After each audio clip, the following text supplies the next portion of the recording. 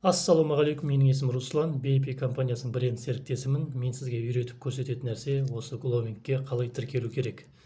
Бұл әлемдік нарықта доставкамен айналысып жатқан ірі компанияның бірі. Мысалы, сіз Америкаға, басқа елге өзіңізге керекті өнімдерге, товарларға заказ жасайтын болсаңыз, тапсырыс беретін болсаңыз, осы Glowing сол сіздің тапсырысыңызды, өнімдеріңізді, товарларыңызды сіздің үйге жеткізіп беретін болады. Енді оған қалай тіркелу керек, соны көрсетемін. Енді не істеу керек? Осы сілтеменің үстін түртіп қаласыз бір рет, сол кезде сайт ашылады. Әрі қарай осылай ашылған кезде мына жерге өзіңіздің почтаны жазасыз, қатесіз пароль создавать етесіз, сол парольді қайттан қоясыз, мына жерге өзіңіздің номерін жазасыз. Бірақ мына стрелканы бассаңыз, қандай мемлекетте жұмыс жасап жатыр, соны қарап аласыз бірінші. Міне, мына стрелканы басқан кезде санның қасында қанша мемлекеттеріміз: Армения, Белоруссия, Қазақстан, Киргизия, Россия, Грузия, Украина, Өзбекстан, Тәжікстан кете береді. Мына Қазақстанның үстін түртіп қаласыз бір рет. Осының үстін. Бұлай. Негізі сілтемен басқан кезде осылай шығып тұрады өзі автомат түрде. Сонда на всякий өзіңіз үшін ғой.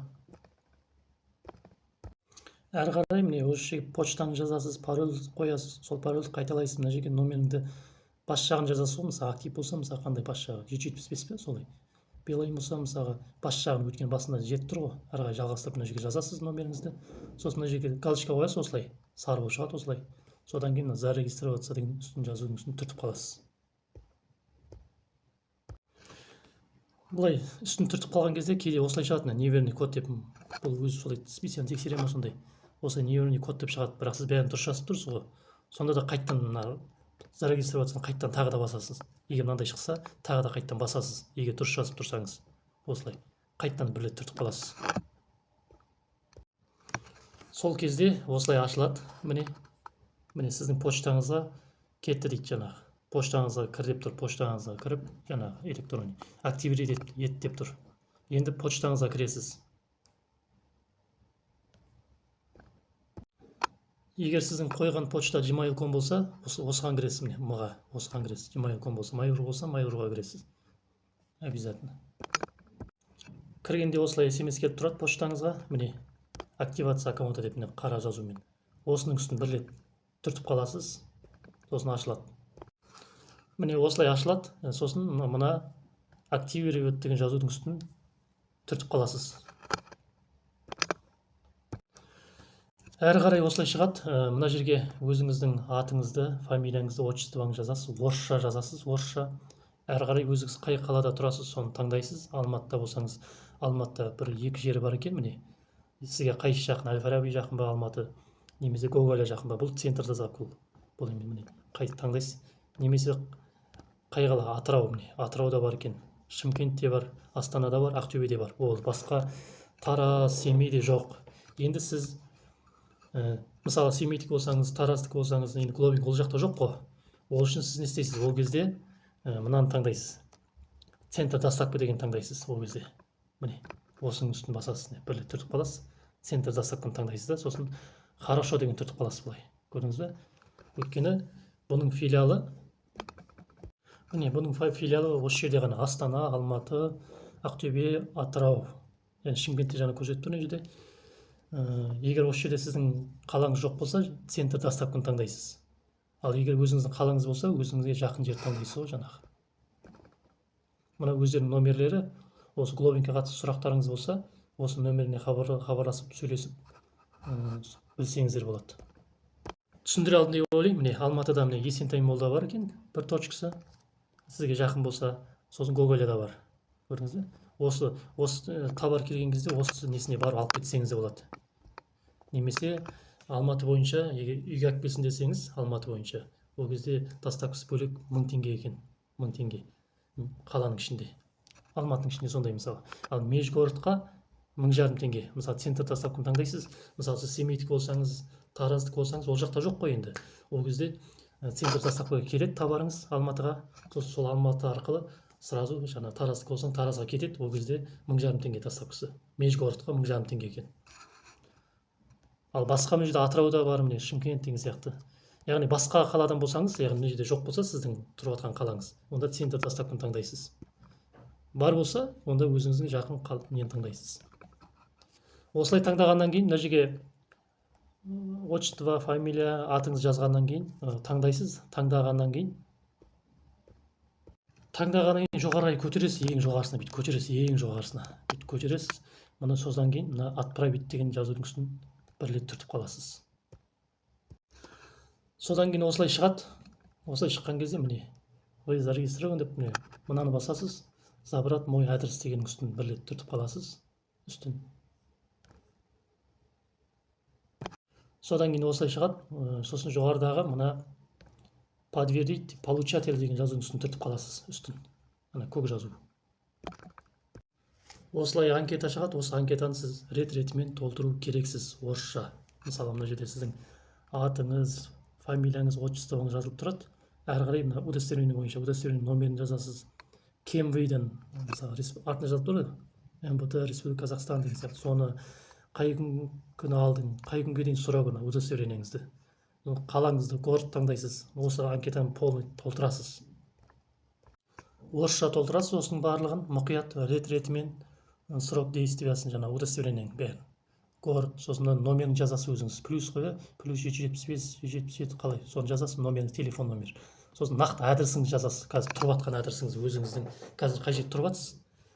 Мысалы микрорайон, көше, дом деген сияқты.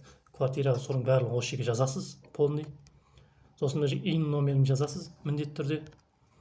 Сосын мына жерге удостоверениеңізді өткізесіз. Мына А деген, прикрепить сторону А деген үстін түртіп қалсаңыз, удостоверениеңіздің фотосын түсіріп алсаңыз одан камераны таңдап бүйтіп алдыңғы бетін суретке түсіресіз, анық қылып. Одан кейін бір немені басып қаласыз, содан кейін әрі қарай В стороны таңдайсыз. Мына В деген артқы бетін өткізесіз. Сол үшін де удостоверениеңіздің алдыңғы бетін, артқы бетін алдын ала фотоға түсіріп дайындап қойыңыз алдын ала. Сол кезде оңайырақ болады. Өйткені мынаның үстін таңдайсыз, бірінші бетін, алдыңғы бетін, ар жағынан галереяны таңдайсыз, галереяның суретіңіз тұр ғой, удостоверениенің алдыңғы беті. Сонда таңдайсыз да басып қаласыз. Сосын мына жерге көк бір жазу шығады, өзі қойылады. Содан кейін мына прикрепить сторону В дегеннің үстін түртіп қаласыз. Сол галереяны басасыз, ары қарай жаңағы удостоверениеңіздің артқы бетін таңдайсыз. Сосын ол мына астына көк болып түседі, былай өзі көрінеді. Сосын мына нені басасыз. Сохранить деген үстін түртіп қаласыз. Егер бәрін дұрыс толтырған болсаңыз, мынаның барлығын. Мен толтырмай қойын, мен толтырып қойған, просто сізге көрсету үшін мен осыны көрсетіп жатырмын. Сохранитті басасыз.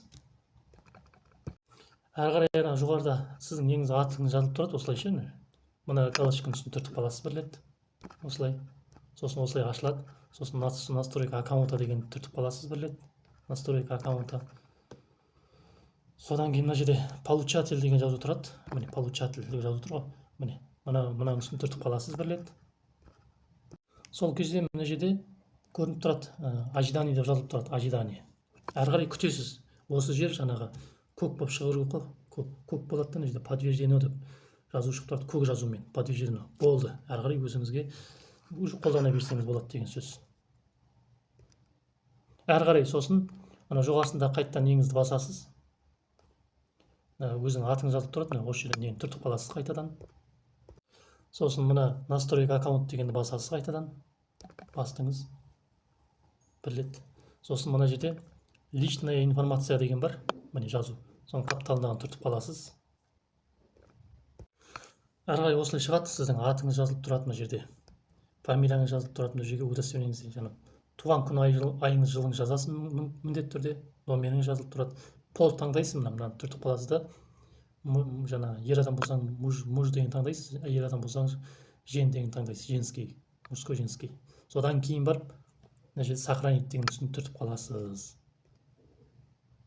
Сізге уведомление келіп тұрады осылайша. Осыны қалай ашады, міне жоғарысында тұр, міне сообщение бір деп тұр. Соны ашасыз мысалы. Бір рет үстін түртіп қаласыз. Бір рет. Осылай ашылады. Сосын міне непрочитанный, мына қара жазудың үстін басасыз. Сол кезде ар жағындағы келіп тұрған SMS ашылады. Міне осылай ашылады. Добро пожаловать деп. Яғни келген SMS-тер осылай ашасыз, осылай ашып қарап істеп отырсаңыз болады. Сосын кабинеттен шығып кету үшін мына жерде атыңыз жазылып тұрады, мына галочканы түртіп қаласыз бір рет. Сосын мына төменде вход деп тұр. Осының үстін түртіп қалсаңыз, кабинеттен шығып кетесіз. Қайттан кабинетке кіру үшін өзіңіздің жоғарыда тұрады, осылай логин деген жазу тұрады, логин. Соның үстін түртіп қаласың бір рет. Осы жерде телефонның бетіне шығарып қоюға болады. Ол үшін жоғарысында 300 ақша тұрады енді. Android'та солай көбіне. 300 ақша бүйтіп түртесіз. Сосын мына жерде добавить на главный экран деген жазу тұрады. Добавить на главный экран. Соның үстін бүйтіп түртіп қаласыз бір рет. Сосын мына жазудың үстіне өшіріп тастап, глобингте жазып қойсаң болады, өшіріп тастап, сосын добавить деген басасыз, телефонның бетіне шығады сол кезде. Осылай телефонның бетіне шығады, осылай. Сосын кіру үшін үстін түртіп қаласыз, глобингке кіру үшін. Түртіп қалсаңыз ашылады. Міне. Көрдіңіз бе? Сосын мына жерге өзіңіздің жаңа поштаңызды жазасыз да, кіре бересіз. Поштаңызды жазасыз, тіркелгенде поштаңызды, пароліңізді жазасыз. Сосын мына логин деген түртіп қаласыз. Тағы бір ойланып тұрса, тағы да логин деген сол жазуды қайттан түртіп қаласыз үстінен. Сол кезде кабинетіңіз ашылады. Ал енді сіз осыны мұқият үйреніп алыңыз. Мен сізге көрсеткен нәрсе ол тек қана тіркелу жағын көрсеттім. Бұл тіркелу. Тура осылай кабинетке тіркелген кезде, глобингке жаңағы удостоверениеңізді бәрін қойып, настройкасын жасап аласыз жаңағыдай. Әрі қарай мен тағы да бір видео түсіремін, бұйырса. Қалай заказ жасау жағын, заказды қалай жасау керек, қандай адресті қояды деген сияқты. Әйтпесе оны қазір айтатын болсам, тағы да ұзаққа созылады ол. Бірінші осы регистрация жасап алыңыз. Сілтемені қалдырам, төменге қалдырам. Номерімді де қалдырам, сілтемені де қалдырам. Сол сілтемеге өтіп, регистрация жасай бересіз. Немесе номерімде хабарлассаңыз, WhatsApp-ма осыған тіркелейін деп едім десеңіз, мен сізге тіркелетін сілтемені жіберіп қоям. Лайк басып, комментарий жазып, қазақша каналды қолдап отырыңыз. Сізбен бірге болған ол Руслан. Бұйырса, бұның екінші видеосы тағы да шығатын болады. Жаңағы әрі қарай енді қалай заказ жасау керек. Мысалы, BP компаниясының өнімдерін алу үшін қалай заказ жасайды. Одан кейін тағы басқа видеолар түсіре беремін осылай рет-ретімен. Пайдасын берсін. Лайк басып, комментарий қалдырып, тіркеліп отырыңыз.